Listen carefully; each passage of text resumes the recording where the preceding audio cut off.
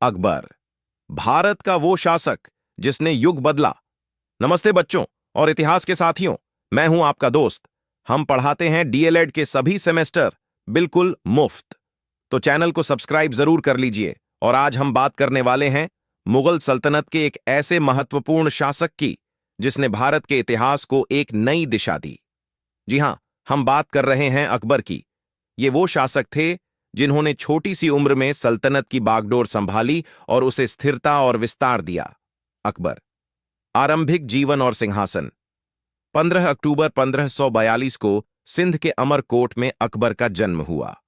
इनके पिता हुमायूंओं की अचानक मृत्यु के बाद जब अकबर सिर्फ 13 साल के थे तो उन्हें कलानौर में सिंहासन पर बैठा दिया गया। इतनी कम उम्र में इतनी बड़ी जिम्मेदारी। इस मुश्किल दौर में उनका मार्गदर्शन बैरम खान ने किया, जो उनके संरक्षक और मुख्य सलाहकार थे। पानीपत का दूसरा युद्ध, मुगलों की सत्ता की पुनः सिंहासन संभालने के तुरंत बाद अकबर को एक बड़ी चुनौती का सामना करना पड़ा। 1556 में पानीपत का दूसरा युद्ध। उनका मुकाबला था हेमू से। इस युद्ध में अकबर की सेना ने विजय हासिल की और दिल्ली आगरा पर मुगलों का नियंत्रण फिर से स्थापित हो गया।